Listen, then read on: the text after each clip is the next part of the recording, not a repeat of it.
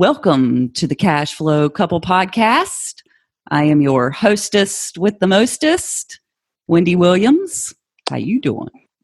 Here with my husband, John Williams. Here I am. There you are. Yes, there you are. That's right. Friends again. Wendy watches a lot of Friends, in case you didn't know. I do.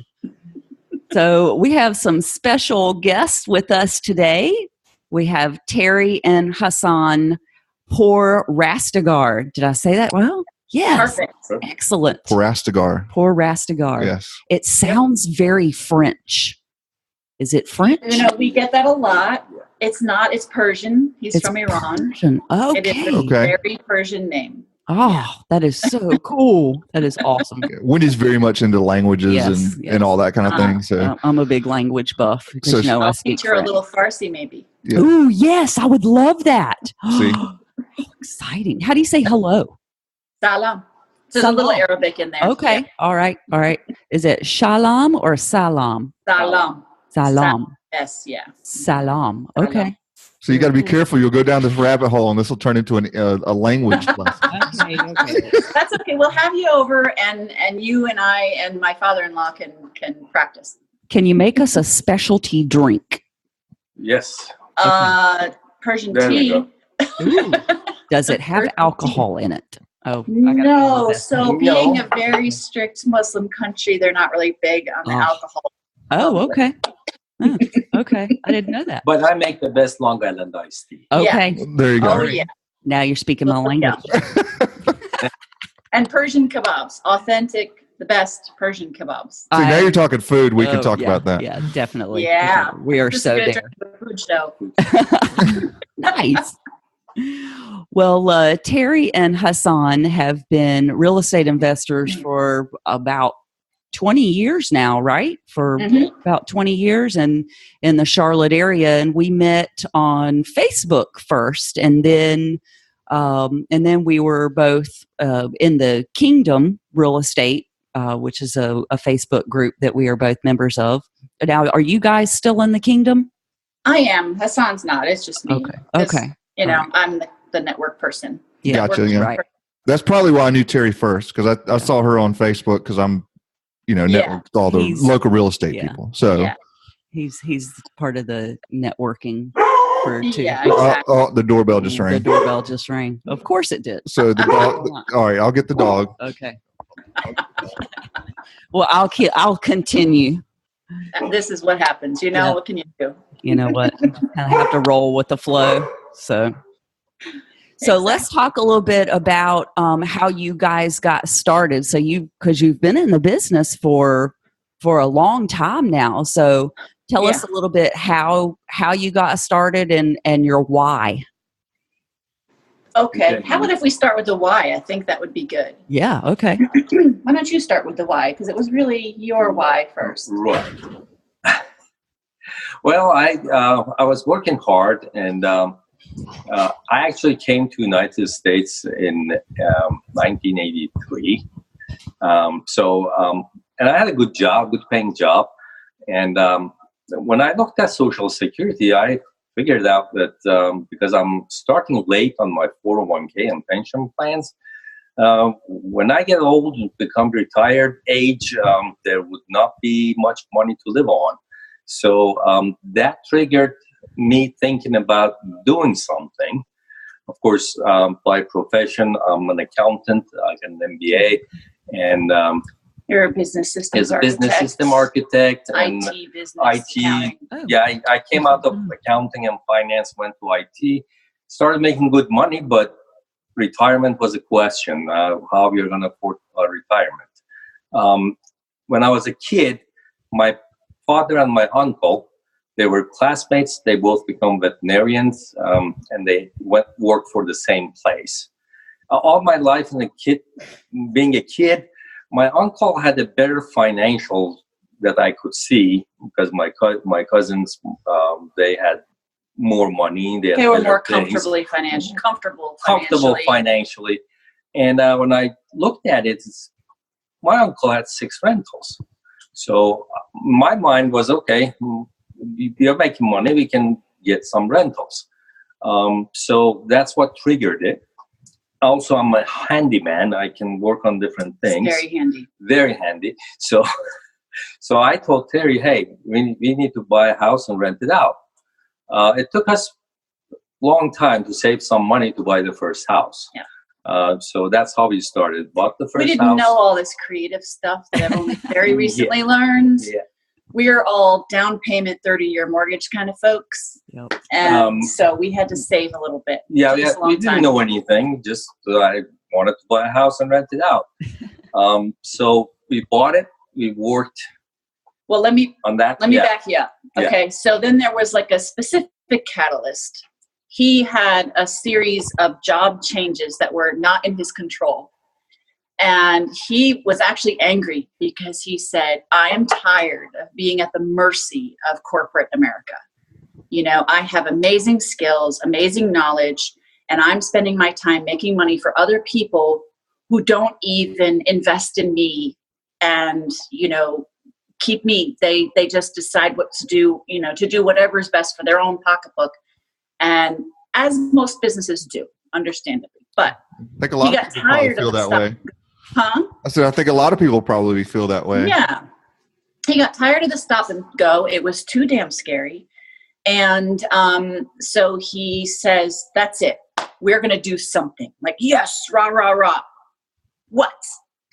Because I was just a secretary. I mean, look, I had no college, just, you know, graduated high school. I'm pretty bright. I'm pretty intelligent. But I'm a secretary. Probably just figured I always would be my whole life. And she hated her job. Jobs suck anyway. But so I said, so what are we going to do? And he says, we're going to have rentals. Like, what do we know about rentals? Come on. He's like, doesn't matter. We'll figure it out. That's how he is with everything. When we get there, we will figure it out. He says, all you have to do is go find a house. Find the ugliest house on the nicest street. Okay. Just go get it. Make it happen. And I said, well, okay. So, little background. Some of you know I'm one of Jehovah's Witnesses. This makes us pretty fearless about knocking on random doors and talking to anybody who will talk to us. So I noticed the house next door to my parents, this is in downtown Fort Mill, looked vacant, but I knew it was occupied. It was a piece of crap. And it was a pretty big house. It's a nice little street. If you know the little mill area where you have like Irvin and Confederate and off of Bank Street, it's a cute little residential area down there.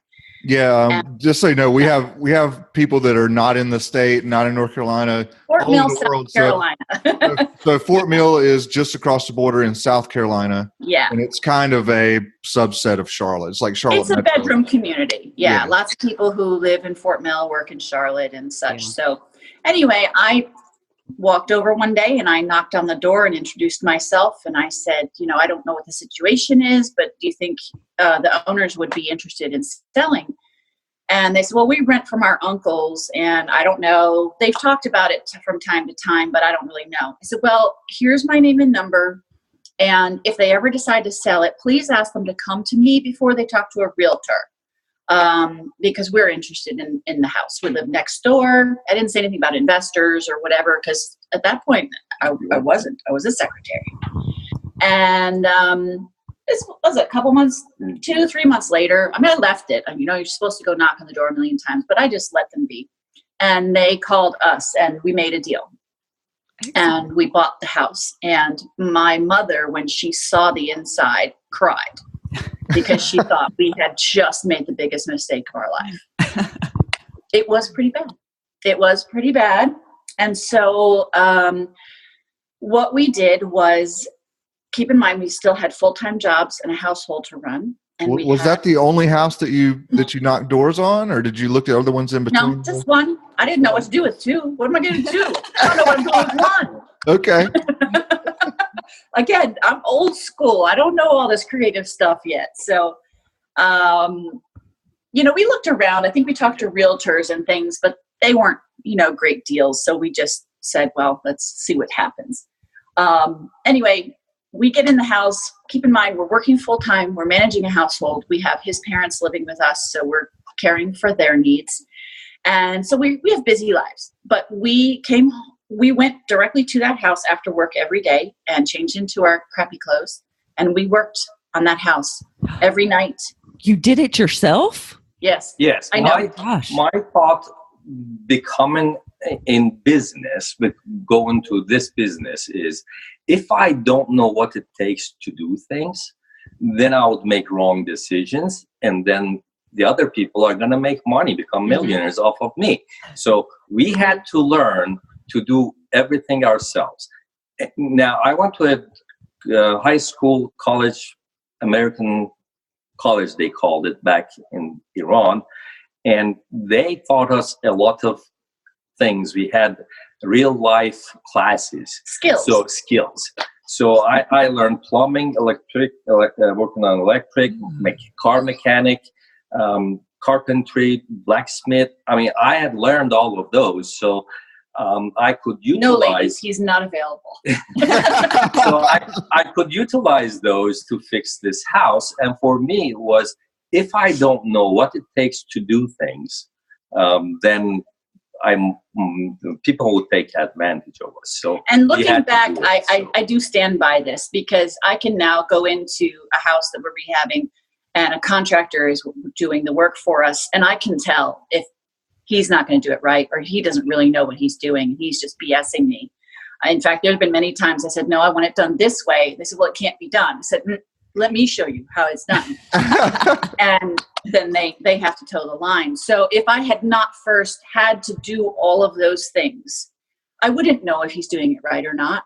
And I'm a control freak. Many of you know this. I got to know. I got to be on the site every day and paying attention to see if they're doing everything right.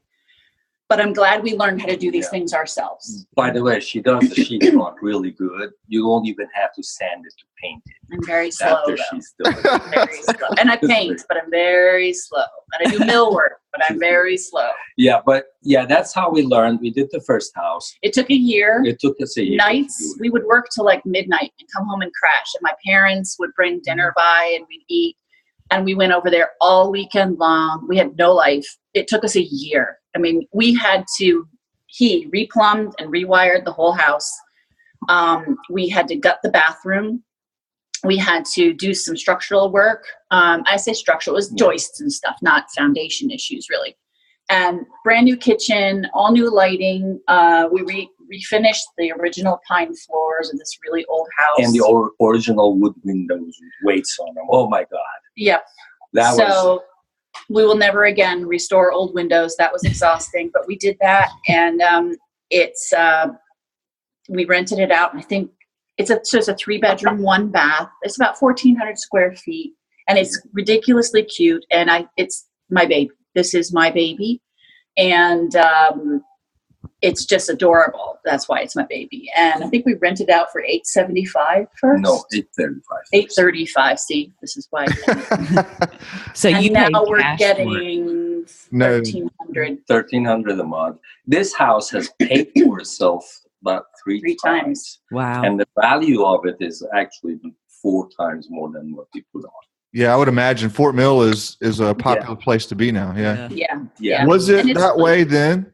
What's that? Was Fort Mill as popular then as it is now? They had good schools back then. Yeah, yes. It's always been kind of popular because of the schools. I can't say we were really in tune with that too much, although we did move to Fort Mill when we relocated here from upstate New York. And we landed first in Fort Mill because we had researched and where the good schools were. Although we don't have children, we know that that's where you buy good real estate. So that's where we bought our house when we moved down here. And so, because it was right there and it's a nice area and pretty popular, that's where we went. And you were comfortable with the area. I said you were comfortable with the area. Yeah, we knew it. Yeah, and it was pretty close to home, so it was easy to manage. So. Couple years after we moved, actually, Fort Mill became so popular that there's a head tax now. They put a head tax in there. So if you want to move there, impact tax. I call it head tax. But if you want to move to Fort Mill, you have to pay, I think, $3,500 per head. So that just went up to $18,000. Ooh, in impact tax. Yeah. Impact fee, excuse me. If you want to build a house That's what you have to pay to even get permission to build it. Oh my gosh. Yeah. I didn't know that. Did you know that? No. Wow, but that increases the value of the existing real estate quite a bit. Well, at least by $18,000. They're using it to manage growth a little bit, and to it goes to pay for schools. Oh, because they're opening new schools like that's cool. Constantly. But anyway, they're kind of doing that around here because here in Union County where we live, and I mean people are just moving here in droves because the schools are so good, and it is really hard to find anything to even rent here because the buildings just don't exist. I mean it's like the trailer section outside is just as big as the school almost. Yeah. I mean, teardowns in Fort Mill are going for over $100,000. Wow. It's I haven't been able to afford Fort Mill for a while. So you did that one. What was the next step? Well, what was what, John? I said, what was the next step? You did the first one. We did the first one, then. You mean after all that work, you still wanted to do another one? and then it was like, okay, I do nothing. And the way I do... You do nothing? Well, we do nothing, and there's a check comes for $835 a month.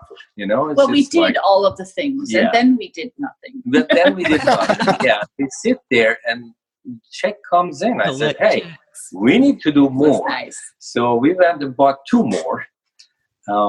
And then... another 2, and then we just went with that. We started collecting houses. So. We fixed them, we rent them out, go buy another one. Then my thoughts were that, like people at the time, you talked about 2007, 2006. My friends were like, hey, a couple of my guys that I graduated with in college in Winthrop, we got our MBA. They went to financing and they were given loans. Loan managers, loan officers. They were telling me, "Hey, I can get you money with really low interest but variable." Oh yeah, on our properties we were getting, when we financed it, the loan officers would say, get an ARM, adjustable rate mortgage, 0 down ARM. And we're very conservative because we have nothing else to fall back on. We don't have a rich uncle, we don't have a friend, we didn't know anything about private money and all this stuff. And so we couldn't fail. We could not afford to fail on any one deal at all. So we're uber conservative. And we were like, no, we'll take the 30-year fix, please. Thank you very much. Oh, good for you. Yeah. Right. That was the key and the other thing in my mind is variable rate for rentals. Long-term rentals. It's long-term rental. My rent is fixed. It doesn't go up and down. Well, I can't, it gradually goes up, but I can't afford a high rate of interest or changes. So if the income is steady, I gotta have my expenses steady. So we went that route, and then after a while, I told Terry, we're not actually. They didn't give us any more loans. Back then, it was you can only have four mortgages other than your house. We felt stuck.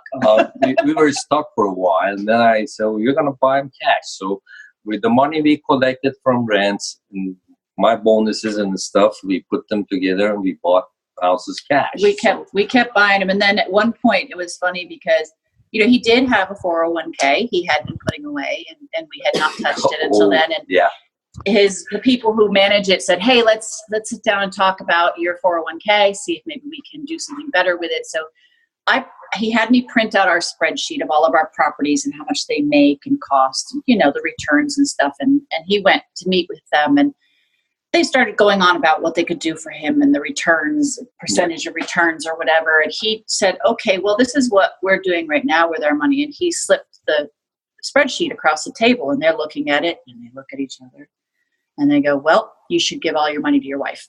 Because we can't make those returns. We can't make those. So that's what we did. We started just emptying his 401k. Yeah, and guess what happened? I sold my stock at, this was Ingersoll Rand stock where I worked at the time.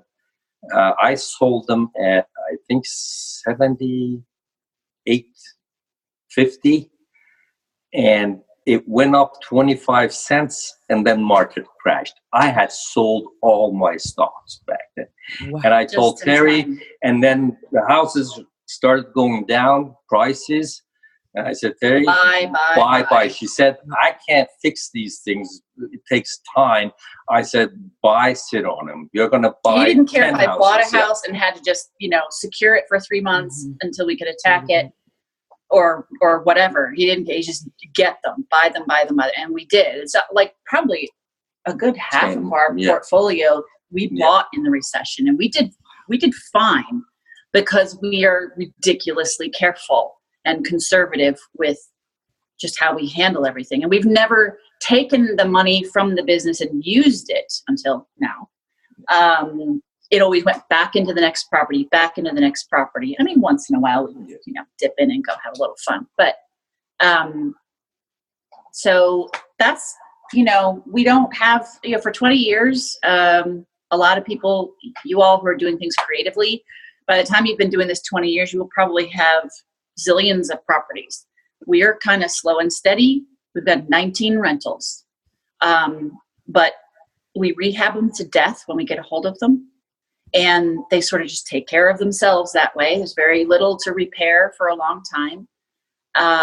In fact, our very first rental just a few months ago, the first thing we ever had to really fix is the bathroom faucet died. Oh. We replaced the bathroom faucet. So it's that we really over-engineer our rehabs so that they are pretty tenant-proof. And so thankfully they're pretty easy to manage. We manage them ourselves. I get the tenants in, I market it, I get the tenants in, I take care of the tenants. It works out well. And I was able to, because of the business, quit my job about 12 years ago. I was on my hands and knees begging in tears to please quit my job because it was really killing me. And so I've been blessed with that. And then he thankfully got laid off last summer. Yeah, actually 20 years ago, I told Terry, I said, my calculation, if we have 6 rentals, you can quit. And if we have 18, I can quit. So we would not work for anybody else. So now we have 19. Yeah. And most of them are paid for, so we don't have mortgage. Yeah, I think we only have 5 with any kind of financing on it. And it's not like, we financed them all to death, Yeah, so, right.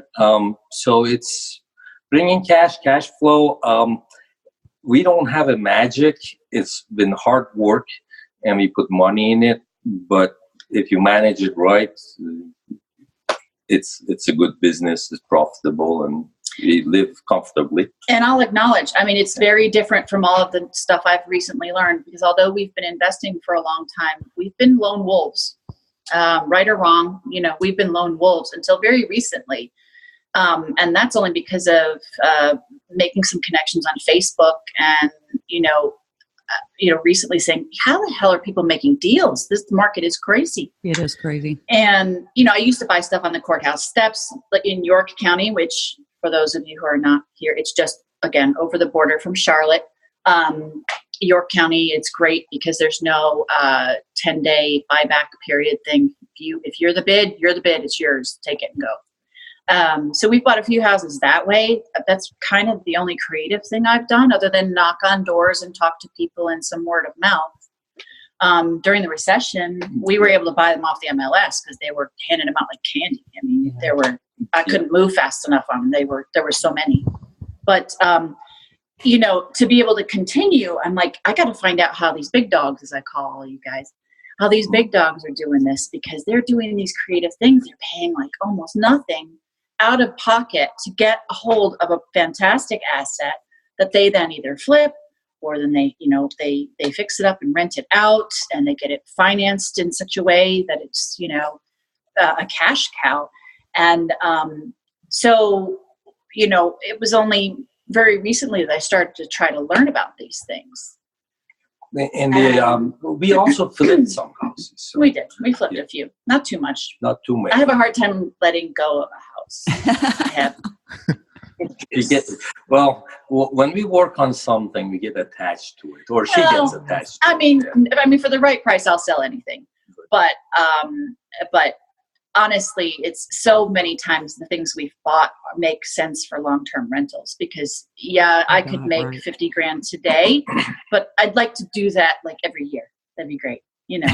And like you said, it's paid for itself. How many times over? But honestly, at least three. The first one 3 times. At least 3 in rent, but the price. We bought that house for $50,000. It could easily go for $200 today. About $250, probably. I mean, it's 5 times more than what we paid for it. Plus, it had brought in 3 times its worth already. So plus, it's cute. I do love that one. I am sentimental about that one. I'm really careful not to get attached to the others too much. So, but we flipped a couple, and but we recently, or maybe I more so recently, kind of. We've had a little bit of stuff going on in our lives. We've Hassan's father, he's 91. He has Alzheimer's, and he fell about 7 weeks ago and sustained a fracture in his back. And so things have shifted in our household where he needs more attention. Somebody has to be home most of the time. He can be left for little periods of time, but we know that even that's temporary. And so our focus has come back inward, internally into our home and our family. And that's okay because we can. And I kind of actually said, you know what? I'm content. I'm happy with what we have. It's more than we need. Are we rolling in mountains of money every month? No. But we don't have... we don't really have any more needs. Everything is satisfied, and I don't know. I'm kind of retiring. Oh, interesting. I hate to say it because I do have a fire for it, if you will. I don't know how not to look for deals. Yeah, it's addictive. Yes. I think she's gonna get bored. Well, I mean, there's always, we leave the door open and, we've agreed, hey, if we found a fantastic house, if something came along, one house a year, it's not going to hurt anything.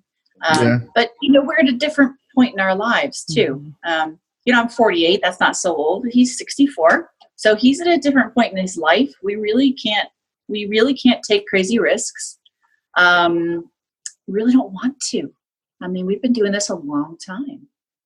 Yeah, can I just, you kind of breezed over that, but I think that's I'm so sorry. No, it's a really good point. I just want to bring it back to, because the way you invested your money all those years and because you have passive income, you can make that choice. Yeah. Right? Had you gone with the 401k deal that you would just have a big pile of money somewhere, right? That you would be drawing down. But these rentals that you have, other than the fix here and there, they're forever, right? Yep. Yeah. So you have the luxury a lot to just say, hey, we're going to focus on our family right now. That's what we need to do, and not have to worry about where the money's coming from. And I think that's a beautiful thing. That's do too. A real passion I pinch of mine. myself every day. I pinch myself, and I'm just grateful that we have this, because honestly, he's the one with the vision. He's got the business smarts. We would not have done this at all if he didn't say, go find a house. I would have been sitting behind a desk, typing away and answering calls. I would still be doing that for the rest of my life. And I would never make more than like $40,000, $50,000 a year if I'm really lucky. Yeah, that's the way it was with me too, being a teacher.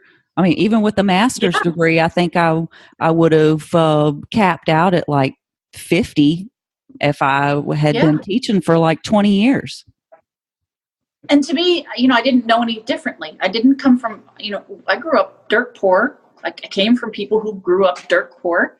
And, you were lucky if you graduated high school.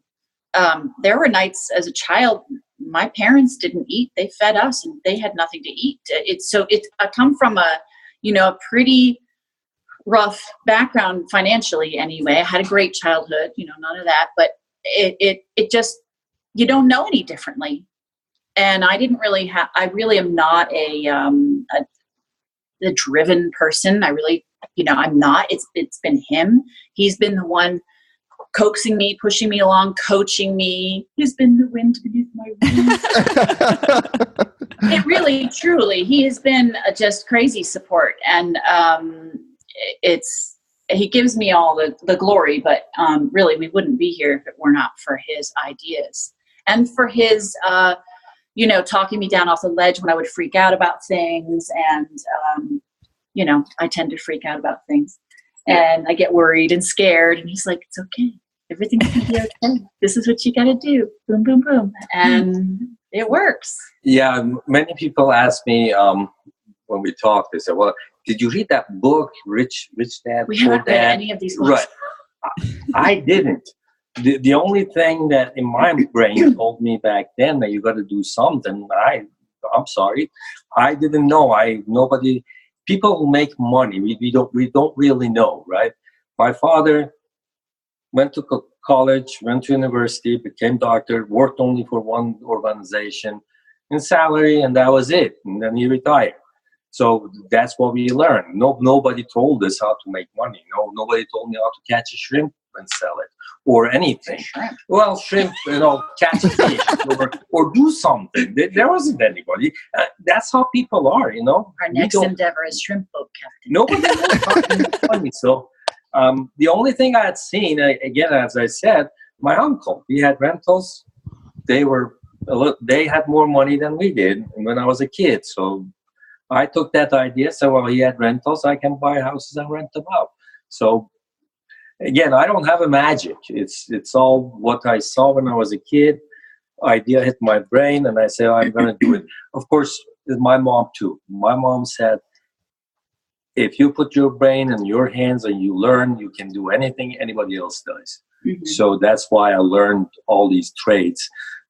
Plumbing, carpentry, because if they can do it, I can do it. So I learned. Yeah.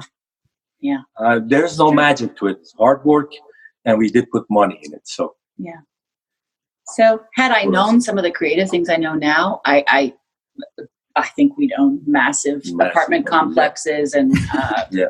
You think you would have gotten there sooner? We were like, yeah. Yes. Yeah. Oh, yes. Yeah. Definitely. Our way is slow and steady. There's nothing wrong with it. It's careful. It's cautious. It's pretty safe, but it is slow. I never thought we would actually get to 19 houses in the way we did it. And it could have very easily we could have very easily failed to get even these many houses. Definitely. If I knew then half of the tricks and things, the subject to thing, holy crap, I'd own Charlotte. I would own it by now. So, yeah, because we came across a lot of deals like that, but funding for like a massive apartment complex, I didn't know the right people, to get that. So that was hard. So is that something that you would talk to somebody who is just starting out in real estate? Is that some of the advice that you would give them is to network? Get with the right people. Go ahead and read those books, and know that there is no one right way to get there. Okay. There is no one right way, but network and figure out the creative ways. Know how to do it the old-fashioned way. There's nothing wrong with having that in your pocket too. But the creative ways, like other people's money, subject to, those sort of things, learn them inside out. Become an expert in 3 different ways to acquire properties. Mm-hmm. You may have a favorite, but make sure you always know 3 ways to do it, at least. And then the other thing too, I would say to people is any property you acquire, always have a plan A and a plan B. So when we look at a property, 99.9% of the time, we're pulling the trigger because we think it's a great rental. But I will always fix my rentals up above and beyond the average landlord. It will be something that would be worthy of flipping if need be. Now, if I'm really going to flip it, I would put a lot more into it. But always, at any point, if I need to unload one of these properties, there's very little I would need to do to it to make it a flip. So we started off that way because we didn't know if this would work. So we rehabbed our first several houses like we would move into them. And it's made it last longer. It's become, they're more appealing. They rent out really fast because they're really nice. And we always have an exit plan. So that's some advice. Over the years, have you developed any sort of criteria? In other words, that first house you looked at, it was kind of just because it was down the street, correct? But did you over time develop, okay, this didn't work out here, or, I need to buy at a certain price if it rents for this, or? Yeah, I always forget what the number is, but for example, I can tell you. Yeah, I can tell you. Average American family is husband and wife and 2.2 kids. 2.2 kids. That's 2.2 kids. That's average, right? So most families have 2 kids. They need 3-bedroom house. You need to buy for rentals if you want to buy a house for rental. 3-bedroom, 2-bath. That's the sweet spot. I think we all know that is the best one.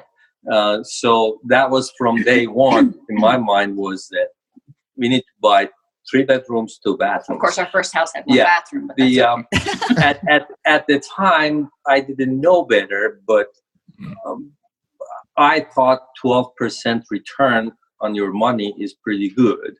I think it's pretty good. Yeah, I would say right. So.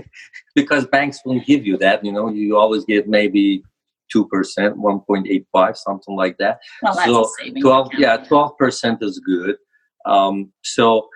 In my mind, and then the average family, how much can they afford? So our formula was whatever you pay, and Terry couldn't figure it out, so I had to come up with a formula. If you pay, excuse me, if you pay $50,000 for a house, minimum rent should be $500. That's 12% return. Then we changed it to 18%. So I used to tell her, if you pay $60,000, the rent should be $900. Use easier numbers. So I always said, if I've got $100,000 all into a property, what rent do I have to get? You need to get $1,500. That would be 18% return. That was our goal. That's the formula we worked on, and we always made sure that's how it is. The other thing was the average family back then when we started can pay about $800 to $1,000 rent in this area. So don't buy something that rent is going to be more than $800 or $1,000. So that was the formula we stuck to it, and we bought properties that were more expensive. So we flipped those. We sold. Yeah, I mean, individually you have, this house performs better than that one, or what have you. But as a portfolio, it's all good. None of them lose any money at all. They all make at least our minimum requirement. Yeah. Financing comes into that too. But it was only the first 5 houses that we financed, so we haven't needed to calculate financing into there. If we had to finance any of them, and somebody would let us, it would not be a big deal. Whatever payment, we wouldn't need to cash out the whole thing. The payment would be small. We'd still be cash flowing really great. So, and the other thing is today, if we let's say, I've heard $200 per door is good. That's not a goal. That's certain. Yeah, certain people do it. It's like $200 per door is good. We have a house that we are renting for $1,200, and we have no mortgage, so the whole thing stays. Well, maybe a little tax and insurance. Taxes, insurance. But in my mind, if we go use other people's money, we can do that. We can get it, but then you're going to have 5 times more rentals to take care of, right? So for the us, benefit is you're using somebody else's money. The bad thing is now you're going to have a lot more rentals. Oh, hold on. I'm sorry. Hold on. That's a good picture of you. There you are. I'm sorry. Yeah. I was trying to get rid of something on the screen. You need to let them go. Okay. Go away. Okay. You can't see the text coming up on my screen, can you? No. No. Okay. I don't know how that works. They go away. But anyway, yeah. So, yes, we can do more houses, use other people's money, but at the end of the day, we have to manage more rentals. And of course, at some point you get to, a lot of people just let somebody else manage their rentals, and we'll do that one day when we just get sick of it. But right now it's not even a part-time job. The rentals really just kind of run themselves. It's not much work. Of course, if we ever decide, to sell our house and move to something like go to a beach condo or something where I'm not right here around our properties, then I'm going to manage it out and, let somebody else do it. But I gotta find good people for that, really good people for that. And that's part of networking too. So that would be hard to do. I know a good realtor in the Charlotte area if you ever need one.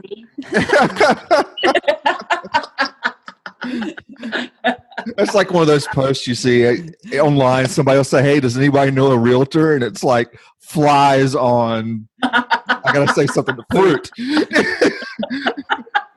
It's definitely.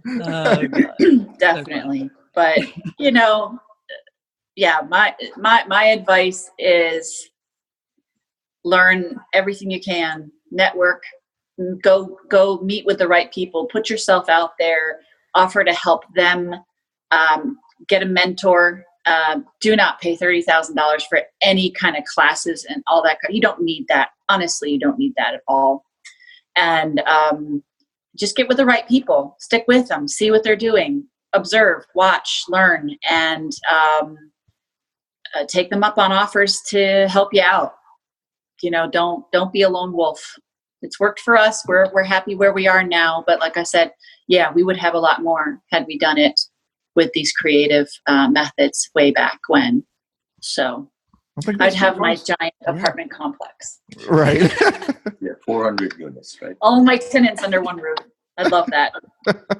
Everything we have is single family homes. So that's been our focus. I've always wanted to get a multifamily, but it just never happened. So there's time left in life yet. Yeah, there is. Should you choose to? Well, and it's not like we're just sitting here on our duffs right now. We're helping my husband's cousin. She's staying in the area with us here, and she's taking her money and investing it in rental properties. So we're helping her target and take down a couple of houses and get them rehabbed and stuff. And she already has 2. She did 3. So she had 2 before here in Charlotte that we helped her get a few years ago. And we just finished up and rented out 1. She bought another. And she's bought another one, and we're just getting started on the rehab over there. Some demo has happened. Woo-hoo. So you're passing it along. No, you're mentoring someone. Well, I mean, I don't think she cares to be active in how to do it. She just wants to get the rent, and that's fine. Right. Sure, that's fine. Yeah. I'm happy to help. Yeah. No problem. Uh-oh, we lost your picture. It's your good picture again. Did we lose them all? Uh-oh. Oh, I'm here. Somebody called. I don't know how to stop all that stuff. You guys are going to have to teach me the way. I'll show you how to do it later. That's John. John does all that. I don't. I just like, hey, here's what I need. Make it happen. Yeah. Put yourself in airplane mode. Oh, if I do airplane mode, I won't be able to talk to them. Yeah, that's true.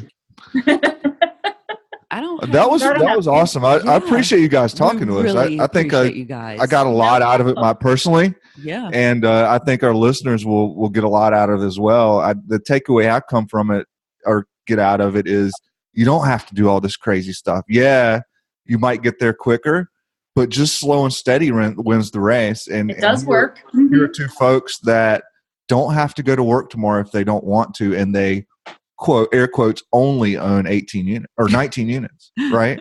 So you don't have to get crazy. You don't have to go buy an apartment complex. You don't have to. Yeah. And like you said, you have a comfortable life. You can focus on your family if you want to. I think that's awesome. And you know, my hat's off to you. Even though you feel like you got there slowly in the old-fashioned way, I think it's just fine. Like you said, you know, everything. I always hear everything works, nothing doesn't, right? And it was taking action over time that got you there. So hats off to you from my perspective. Yeah, I appreciate it. I appreciate it. It's been kind of fun. Sorry, I talk a lot, but if we missed anything, just let me know. I can't think anything. That was great. We really appreciate you guys, and my pleasure. My pleasure. It was fun. We've learned a lot, and it's just an absolute pleasure to have you guys on the show. We really appreciate it. It's been fun. If anybody needs help, I'm always happy to, you know, if you need boots on the ground to eyeball something, or, you know, I can help. I'll try to help out however I can. So. Yeah. So tell me about your business, and tell me how people can get in contact with you if they would like to. So it's just us, but we're Blue Sky Homes LLC. And my cell phone is 803-517-6579. You can email me if you want. Terri, Terri, at carolinabsh.com. We live now these days in Lake Wylie, South Carolina, which is another bedroom community of Charlotte. But I'm happy to help. Reach out. You want some advice? You want to grab a cup of coffee? I'm all about the coffee. Come for kebabs. Kebabs. Every Saturday night is kebab night at our house, and we have an open invitation, and very few people take us up on that. Oh, man. That's not a far drive for us. I think we've had a couple of folks over. Yeah, they're in Indian Trail. Yeah, they're in Indian Trail. So you can come Saturday. Yeah, it's not a far drive for us. Do you like children? How little are they? Well, just so I know we can entertain them or not. They're 10 and 7. No, they're 7 and 11. Oh, 7 and 11. Oh, we could throw them in the lake. We could throw them in the lake. There you go. The jet ski. They can play video games. Water. Do they like arcade? Oh, man. Yes. Lots. Yes. Okay. I got an arcade machine with 6,000 games on it. There you go. What? Oh, man. I'm just going to drop them off at your house. See how that went from we're just coming over to you're babysitting now? Actually, they've got kebabs and drinks. So, you know, I mean, you know. That's we may make it like a Terri and Hassan's summer camp. Yeah. Yes. I love kids as long as they're not mine. All right, take us out. All right. Well, we appreciate you guys. I'll go ahead and close it out, but thank you so much for thank you. I appreciate you guys. I love watching your podcasts and your interactions with people. You're always out there helping folks. John came and you know, watched me flop on a subject to convo. And, you know, I really was very grateful for, you know, the coaching and learning more. And, you know, I'm still going to be out there learning more just because I have to. I don't know. I have to. And I'll see you guys around. Yep. Definitely. We're here. We're always here. And if anybody wants to contact us, they can find us on our Facebook page at The Cashflow Couple. And you can also email us info@thecashflowcouple.com. Thank you very much. Merci. Thank you. How do you say thank you in Farsi? Merci. They stole from the French. No way. So Arabic and then French. You've learned no actual Farsi. Well, okay, correctly, they would say Khayli Mamnoon. Well, okay, say that one more time. Khayli Mamnoon. Khayli Mamnoon. Like a hairball is gone. Khayli Mamnoon. Mamnoon. Okay, I'm gonna have to got it. And got this. Kebabs and some drinks and work on that. Yes, I'll make you London and iced tea. Come on over. It's a date. Thanks, guys. Thank you so much, guys. Take care. Merci. Ciao. Bye.